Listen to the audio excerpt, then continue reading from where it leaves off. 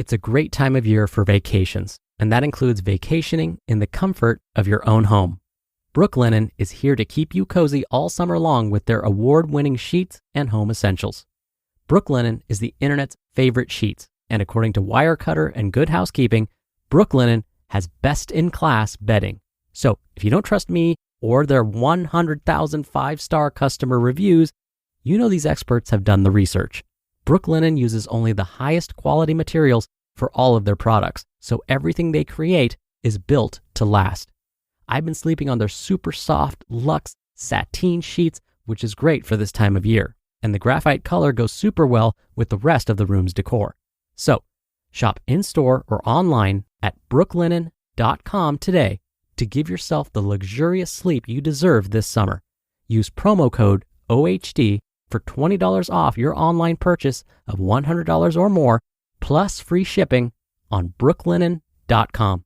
That's BROOKLINEN.com. Use promo code OHD for $20 off, plus free shipping.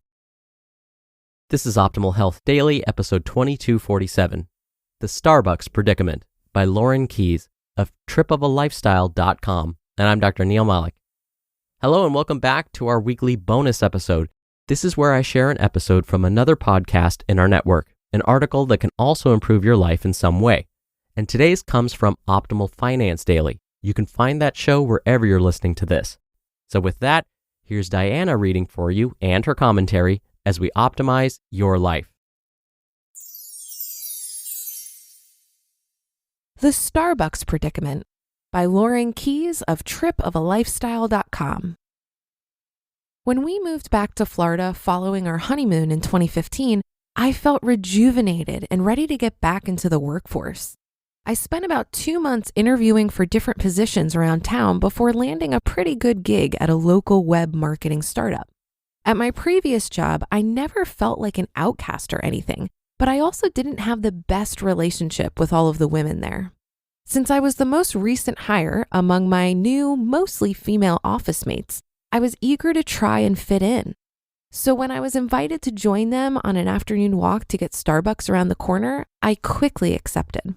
What I didn't realize was just how frequent these trips would be and how much buying even a tall iced coffee would add up. But I also didn't want to give up the opportunity to bond and vent during these coffee breaks. Welcome to my Starbucks predicament. Noticing the growing coffee trend.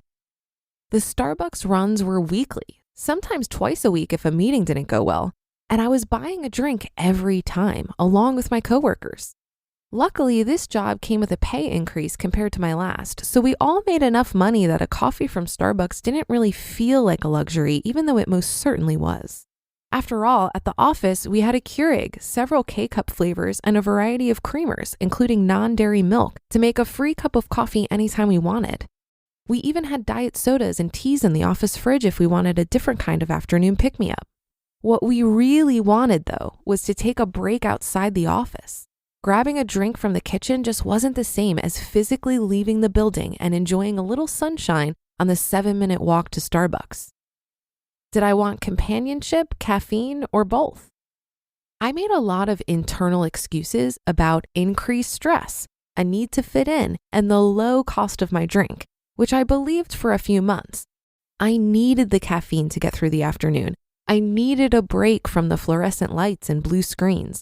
I needed to tell my coworkers about the latest email exchange I had with a target. I also needed my coworkers to like me, and I was worried that I wouldn't be invited if I didn't join in on the consumption. So my Starbucks habit continued, and I dutifully accompanied my coworkers whenever the need struck. It took me longer than I'd like to admit to actually recognize the wastefulness and address it because Steven and I don't really track our spending in excruciating detail. We prefer to focus on the big picture by looking at our change in net worth once a month. And honestly, this one expense didn't have a noticeable effect on that number. But I slowly became more aware of my excessive spending by noticing how often I had to load my Starbucks account with another $20. Spending that doesn't impact your budget. Why worry? You may think I'm a crazy person for feeling my spending habit growing out of control, even while I certainly wasn't wrecking our finances. I mean, after all, it was just coffee. But my internal spending sensor wasn't broken. It was working perfectly for how I've tuned in over the years. Our goal since graduating college has been to save more and spend less in an effort to reach financial independence at a young age. We see the value of our efforts every month when our net worth graph increases, and that motivation keeps us plowing down the path to freedom. While I certainly could have kept spending what I was at Starbucks without totally derailing our long-term financial goals, it didn't feel as good once I thought about the irony of this bad habit. I was spending money as a way to mentally escape from work when I could have been using it to slowly buy freedom from that work in the first place. I decided to try to cut back on my Starbucks consumption, but something still loomed over me. Would my coworker still include me if I stopped ordering? No order turned out to be no problem. Even though I bought coffee a lot less frequently, I still walked with my coworkers to the corner Starbucks every week, and our friendship continued uninterrupted. Come to think of it, this wasn't the first time I've experienced this phenomenon, albeit for different reasons. Stephen and I almost never drink alcohol, mostly because we just don't like it all that much, although it certainly saves money and calories too.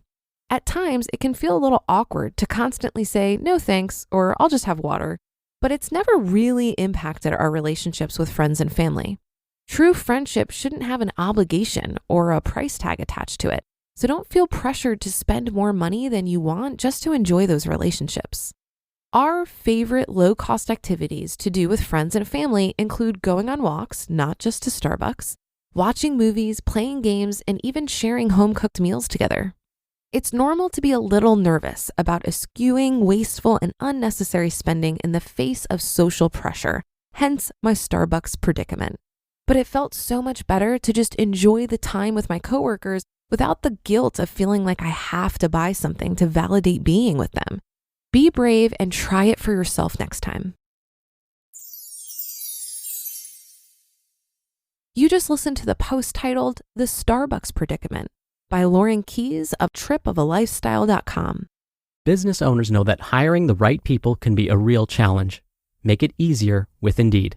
Indeed is the hiring platform helping over 3 million businesses do it all. Attract, interview, and hire all in one place. Don't spend hours on multiple job sites looking for candidates.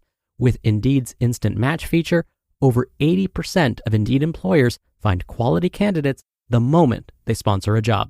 I especially love that if you invite these or any candidates of your choosing to apply, they are 3 times more likely to apply to your job than candidates who only see it in search. Start hiring now with a $75 sponsored job credit to upgrade your job post at Indeed.com/health. Offer good for a limited time. Claim your $75 credit now at Indeed.com/health. Just go to Indeed.com/health and support the show by saying you heard about it on this podcast. Indeed.com/health. Terms and conditions apply. Need to hire? You need Indeed. I love how Lauren experimented with her assumptions in this simple Starbucks story. What she really wanted was a walk, a break, and a chat with work friends. But like many of us and our desire to be included, she seems to think at the beginning of the story that she couldn't have this without partaking in the consumerism part of the Starbucks run. The solution? She just tried it and saw that her assumptions were wrong and that she didn't feel left out at all. Human connection is incredibly important, and I see many people fear the loss of friendships if they cut back on spending.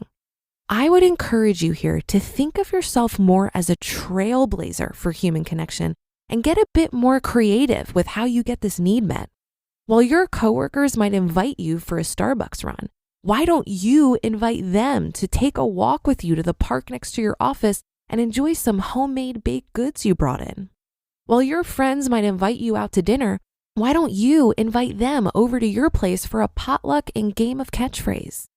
When I decided that I wanted to spend less money during socializing, I took it upon myself to be proactive, creative, and resourceful in dreaming up fun ways to spend time with the people I love.